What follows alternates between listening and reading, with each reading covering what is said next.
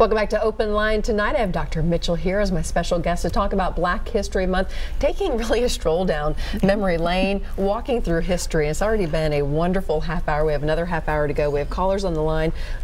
Lucy called back real quick wanting a little clarification on Dr. Luby, wondering if he was a Haitian immigrant. I'm not sure. He was West Indian. He was born in the West Indies and he came to the United States. He was a naturalized citizen, professor of law, held a THD, a theology doctorate, as well as a LLD, a law doctorate, and was just a phenomenal individual. He taught till he was in his 90s. Wow. Yes. Wow. Yes. And remarkable law. person. Yes. Clearly. Yes. Okay. Let's jump back to the lines. We have Jarek on the line. Hi, Jarek. Yeah, okay. How you doing? Good. How are you? I'm all right. Good. What can you add tonight? Yeah, I just wanted to have ask the brother a question, man. I just came in the room and I heard him on the TV, and it just some gravitating me towards it. I was trying to figure out is there any way I can probably sit down and try to get some of that knowledge out of you, where I can come here and speak anything like that. Well, have you attended college? No, sir. Well, I'd really be bold. I'd really love to see you enroll at Fisk University, but there are several. We're going to talk about it later on. We're going to talk about a lecture series we're having at Fisk on the history of sports, which will be on the 23rd, a Thursday.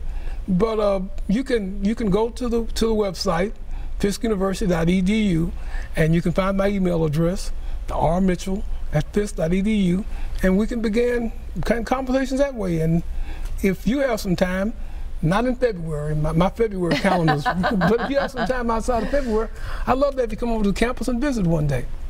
Yeah, I sure love to do that. I'd love to have you do it. Jarek, I'm glad you called in. Hopefully we can make that connection. You gotta love it when people want to seek you out. Love that. You just felt that connection. Have a nice night. You too. Thank you, Jarek. All right, let's jump to Janice. Hi, Janice. Thank you for holding tonight. What's your question or comment? Oh, excuse me. I have a comment, first of all. I used to attend the conference every year for a number of years. It's been quite a little while ago with my mother, and we both enjoyed it immensely. But work schedules and so forth didn't allow me to continue going during the day. But I did enjoy it, and I'm so happy that they're still continuing to do this and hold these conferences.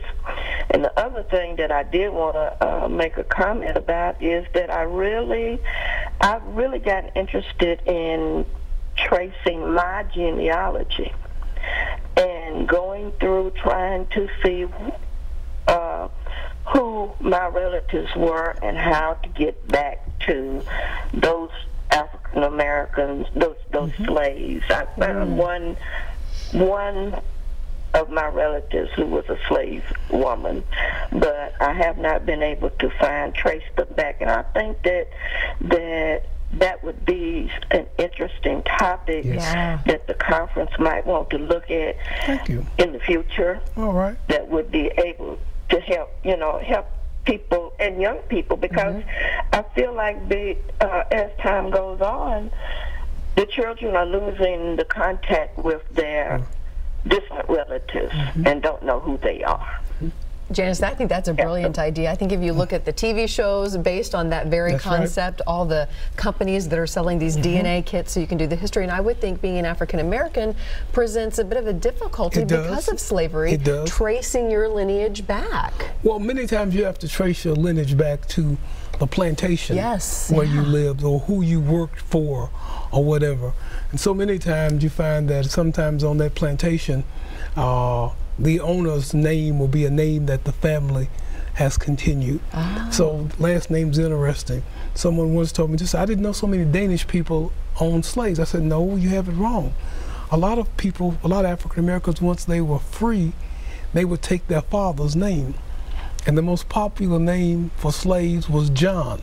So I become John's son, or Jack's son, or Sam's son. Yeah. They think it's new, and I've said I got rid of my slave name. Well, you got rid of the slave name and took your name. Some people would take the name of the county where they lived and say become a Cheatham or Davidson, John from Cheatham. So it's interesting, but today it's new electronic research. The computer, online, Ancestry.com is interesting. Many times the African American too, you can go through United States survey census reports. Census, every area had a census, and they would keep the names of who lived there. Now you have to be a bit of a detective. You can also do your ancestral research through the Social Security Administration. They keep records. So it's all types of ways now, and of course with DNA testing. Yeah. But I'll just tell everybody now, when you start looking at your ancestry, you better be ready. You might be surprised. You might be surprised. But it shows again sort of the mixture of the American people. You know, everyone has roots. Yes. Except for our Native Americans, we've all come here from somewhere else. And for years, we've all fairly mixed with each other. But I like to feel sometimes like the farmer feels. You know, agriculture talk about the hybrid. That mixed, the hybrid becomes stronger than most come from. I think a lot of the strength in the United States, its cultural strength, its strength as a country has come because it is a nation of mixed people and diversity. But we all share the common values, and that's where we identify together. You mentioned when Jarek was on the phone this conference that's coming up at Fisk. Yes. Related to sports, which I think is so interesting, especially being an Olympic month. Yeah. You know, talk about what's happening. Every year at Fisk, for 20 years, we've had the Pearson Lecture Series. Dr. William Pearson was a professor and dean, and he pretty much put together the present history department at Fisk. Unfortunately, 20 years ago, he and his family were coming back from Christmas vacation. That was an automobile accident. He and his wife and daughter were killed. The next year, we decided, we the history faculty, Dr. James Queer and Professor Linda Wynn and myself, that we would have a conference. Now, Dr. Pearson always wanted to emphasize what he called primary research. First-person research. At Fisk, we look, and there are people of all races and creeds, and all types of people come to our campus, to our library, to do research, not just on Fisk, but on African-American history. And Dr. Pearson said we need to be sure to research that ourselves. So we take topics that are peculiar to Fisk. People have topics that are peculiar to their school, their church. So this year, we're looking at the history of sports. At this 152-year-old school, when did sports become a part of Fisk history? When at this school, when did these former slaves who are now students, when did they become athletes? How were athletics introduced? Dr. Kenneth Head, a classmate of mine at Fisk, who served as head basketball coach and athletic director, has worked with Dr. Larry Glover, the president athletic director, and with the staff over in the athletic department, and they put together a fascinating presentation with video, slides, first-hand testimony of the history of Fisk, history of sports at Fisk University. On Thursday, February the 23rd at 7 p.m. in the historic Jubilee Hall in the Appleton Room.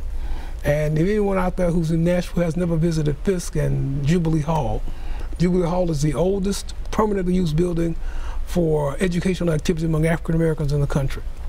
Every brick at Jubilee Hall was laid by African American craftsmen. It's a National Historic Site. The whole campus holds landmark status. But in the Appleton Room, a room where we all gather, Dr. Head will make his presentation, and we want to invite everyone to come out. It's free and open to the public. The challenge was, I think one of the presidents put it to us, he said, well, you know, people said, what are we doing for African American History Month at Fisk? And saying glibly, well, every month is African American History Month at Fisk. But no, what do you do for the public? When do you invite the people, the public, to come in? So we like to put together a very nice evening focusing on a research topic. Also, there will be a performance by the Fisk University Choir and the Fisk University Jazz Ensemble.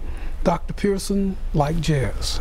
So every year in his memory, Dr. Gary Nash brings his jazz ensemble, and they are a sight to hear. I bet. the lecturer is always presented an original piece of art. Initially, when it began, artist Gregory Ridley, if you've been down to the Nashville Public Library in the rooms and seen his work at Fisk, he presented the prize. He created it every year. And then after he passed, Professor Ted Jones, local artist, professor at Tennessee State and later at Fisk, he developed the prize. Well, this year, a student, we haven't found out who exactly, but a student has been given the task of presenting and preparing what we call the Ridley Jones Prize. And the Ridley Jones Prize will be unveiled, introduced, and presented to our lecturer, Dr. Head.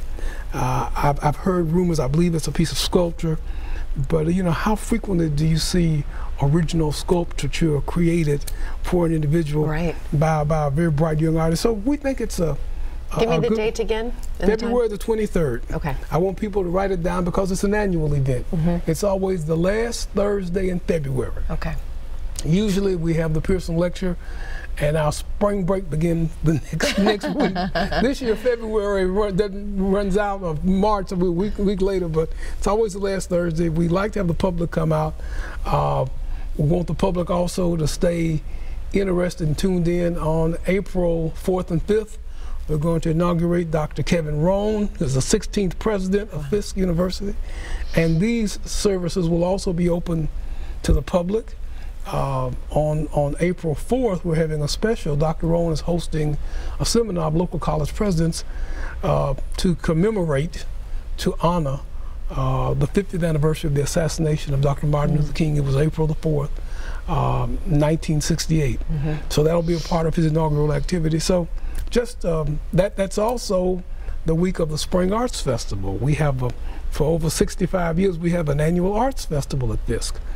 The spring was a time when we would refresh, again, with performances by our Fisk Jubilee singers, again, demonstrations and lecturers in our Van Vechten Gallery of Art, performances by the Jazz Ensemble, and so this year it will be wrapped around the inauguration of the 16th president. So what I'm hearing is things are just ramping up for this season. These are exciting times. I just encourage my students that we still need to have class. Still got to do the work at the university. Okay, we have to take a quick break. Michael, I see that you're on the line. We're going to get to you next, so stay with us.